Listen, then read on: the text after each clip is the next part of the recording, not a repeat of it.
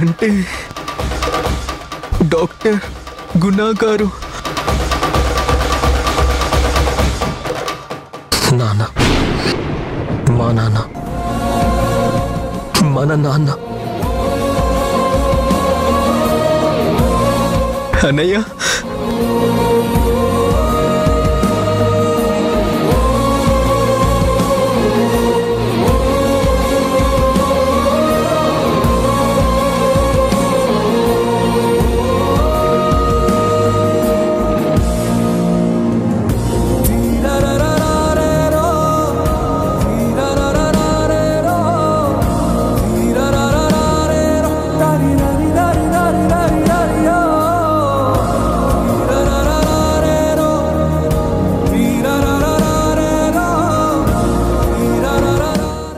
ఇలా ఏడవడం నా కూతురు వచ్చి చూసిందంటే మొత్తం రచ్చరచ్చ అయిపోతుంది. దాన్ని అపరకాళిలా చూడాల్సి వస్తుంది. ఆ ఆవేశంలో అది ఏం చేస్తుందో ఏం చేసుకుంటుందో కూడా నాకు అర్థం కాదు. ఒరే నాన్న, ఏడవకురా ప్లీజ్ రా, కాస్త ఉగ్గబట్టుకోరా, ఓపిగ్గా ఉండరా ప్లీజ్ రా నాన్న, ఏడవకూడదురా.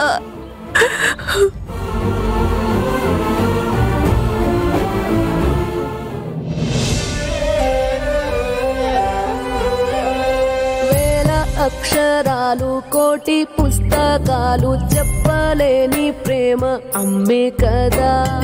అంతం లేని సొంతం, పంతం లేని బంధం, స్వార్థం లేని రూపం. కొంగు చాచి కోరుతున్నాను, నాకు నా బిడ్డని పెంచండి, అది చాలు చాలు చాలు. కంటి నిండుగా నీరే పొంగిన రెప్పముయని చూపే అమ్మ తానో స్వర్గం తానో దుర్గం అని తర సాధ్యం తన మార్గం. వేల అక్షరాలు కోటి పుస్తకాలు చెప్పలేని. ఇప్పుడు కడుపులో ఉన్న పిల్లల కోసం కడుపు తీపి ఉన్న వాడి కోసం నా మాట వింటానని ముట్టేసి చెప్పేసి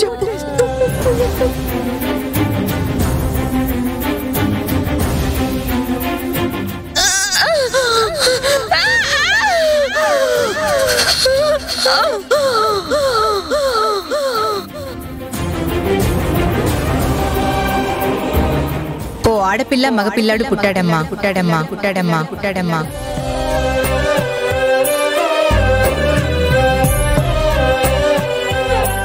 మీకింత తెలిసి ఇంత జరుగుతుంటే నా తొక్క మాటని ఎందుకు చెప్పలేదు? నీకే కాదురా, అమ్మకి కొంత తెలీదు, అటు నాన్నకి మీరెవరో నిజం తెలీదు. ఎందుకో తెలుసా, ఇంకా అమ్మా నాన్నలు పూర్తిగా దగ్గర కాలేదు. వాళ్ళు కలిసిపోయిన తర్వాత వాస్తవాలని వాళ్ళకి చెప్దామని, లేకపోతే నాన్న ఎలా రియాక్ట్ అవుతాడో తెలియదు కదా. అమ్మ నా కోసం తప్పించిపోతుంది, కానీ నాన్నకి నేను ఎక్కడ దూరం అయిపోతానో అని భయం ఉంది. అమ్మేమో మీ మీదే ప్రాణాలు పెట్టుకుంది. మీరు ఫలానా అని నాన్నకి తెలిస్తే మీరెక్కడ దూరం అవుతారో అని అమ్మకి భయం ఉంది.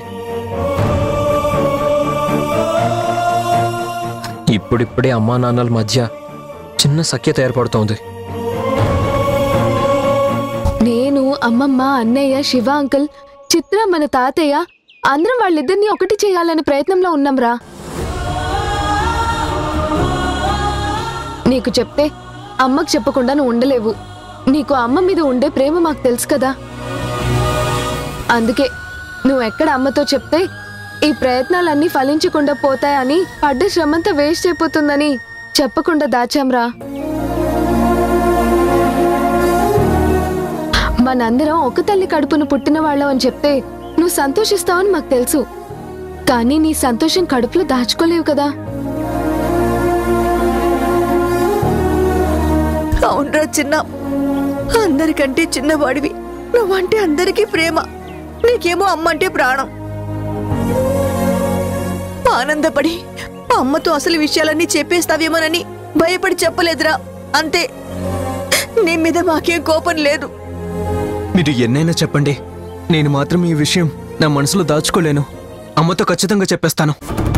ఇందుకే నీ గురించి తెలుసు కాబట్టి ఇంతవరకు చెప్పలేదు. లేదు, నేను అమ్మని మోసం చేయలేను. అమ్మకి నిజం చెప్పేస్తాను. చెప్పరా, చెప్పు. నీకు తెలిసింది ఇది, మాకు తెలిసింది ఇది అని మొత్తం చెప్పేరా. అప్పుడు అమ్మ నాన్నని నిలదీస్తుంది, నాన్న అమ్మని నిలదీస్తాడు. మళ్ళీ వాళ్ళిద్దరి మధ్య ఈగోలు పెరుగుతాయి.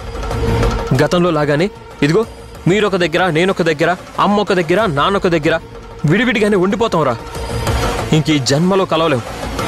మనం అమ్మా నాన్నలతో కలిసి సంతోషంగా బతకలేం. ఒక కుటుంబంలో ఎప్పటికీ ఉండలేం. ఆలోచించుకో. లేదన్నయ్య, నేను అమ్మ దగ్గర నాకు తెలిసిన విషయం దాచుకోలేను. వాళ్ళు కలవాలనే ఆశ నీకుంటే, నిజంగా అమ్మా నాన్నని ప్రేమించేవాడివి అయితే ఆపుకోవాలిరా. కడుపులో దాచుకోవాలి. చెప్పి వాళ్ళని విడదీస్తావా? చెప్పకుండా మనందరం కలిసిపోవడం మంచిదా? ఆలోచించు. లేదక్క, నా వల్ల కాదు. చిన్న, చెప్పింది అర్థం చేసుకో. మళ్ళీ మళ్ళీ అదే మాట అనకరా. ఇది మనందరి మంచి కోరే చెప్తున్నావు. ప్లీజ్ రా, చెప్పకరా.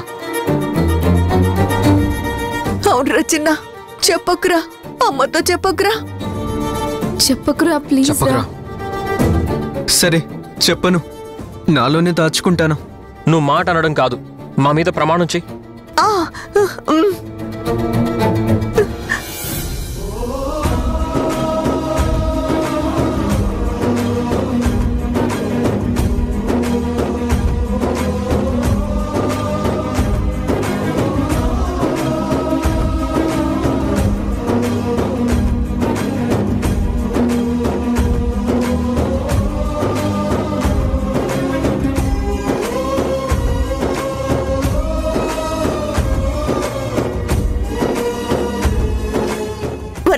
ఇదిగో,